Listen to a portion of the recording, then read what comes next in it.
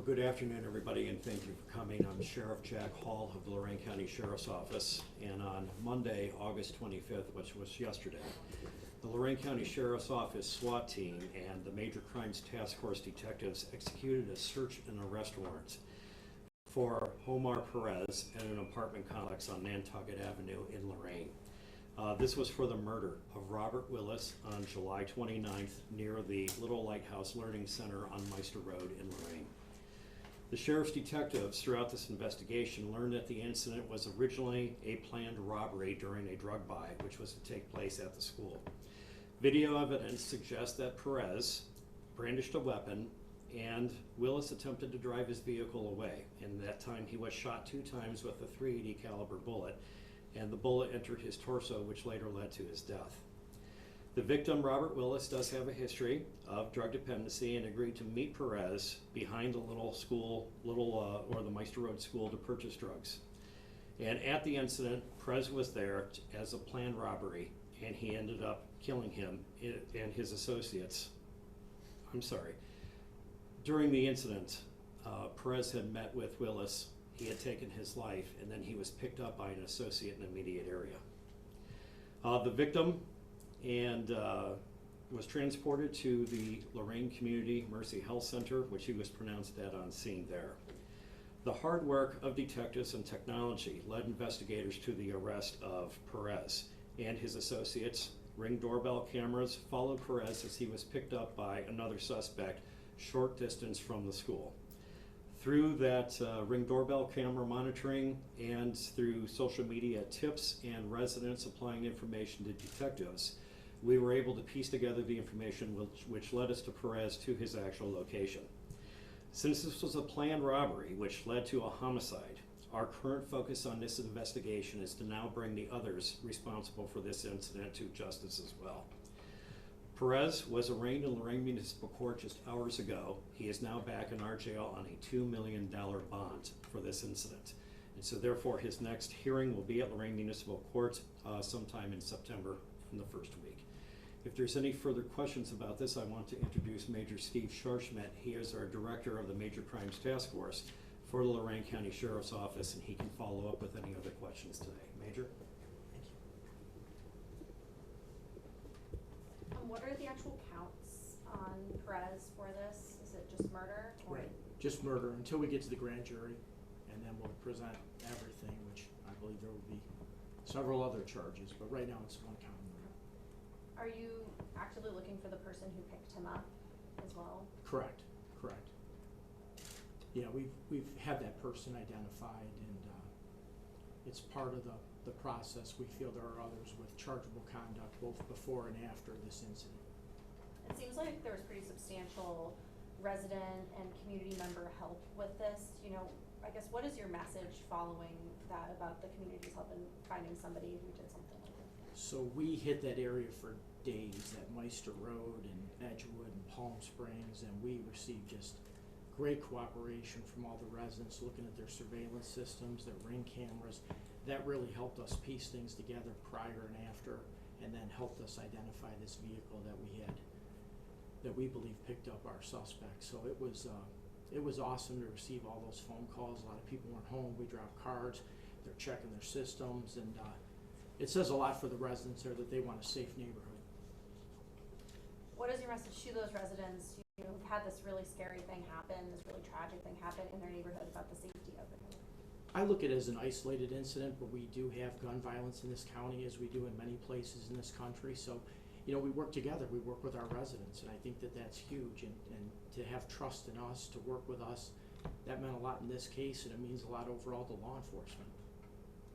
And you said that, or Sheriff, you said that Robert Willis was shot while driving away. Was there a sort of car accident? I read somewhere there might have been like a rollover following that. No, he was shot twice in the parking lot, but then continued to operate his vehicle. He had a dog in the vehicle, but one of the rounds went through and pierced his lungs, so he was obviously in distress. So he had struck a shed and then ultimately went into a fence in a neighborhood close by.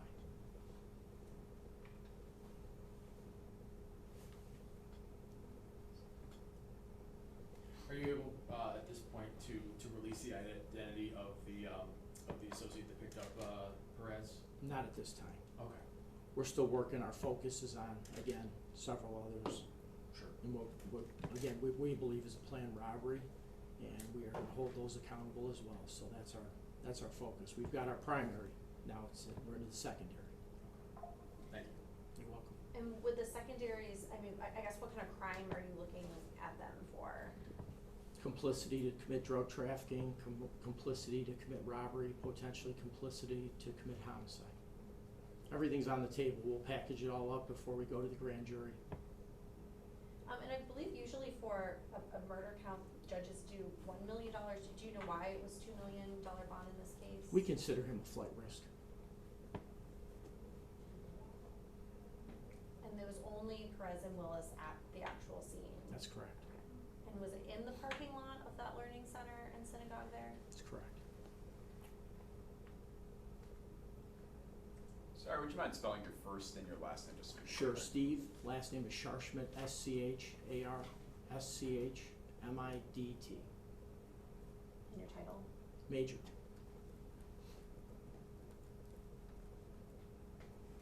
And I know that Lorain County Sheriffs were covering for the Lorain Police Department the day before Officer Wagner's funeral. So typically, would this have been a call that Lorain Police would have responded to as opposed to the Sheriff's Office? Correct.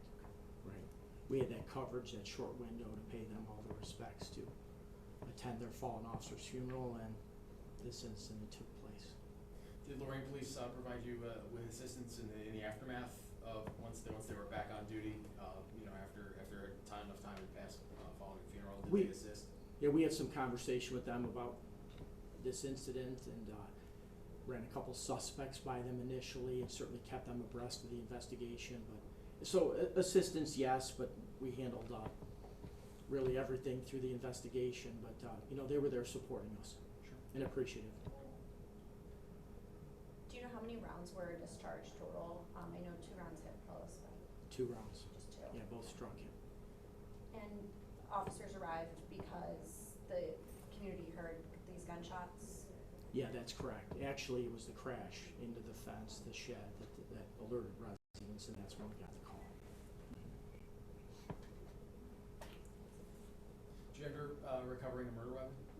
No, not at this time. We're hopeful. We have leads. We're hopeful.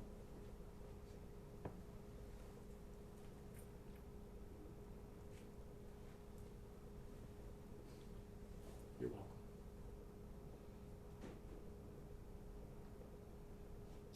Any other questions from anybody? Okay. Well, we appreciate everybody coming, and our hearts and our thoughts are with the victim's family today, and making sure that we do everything we can to put closure to this case, bring the other offenders associated with our defendant to justice.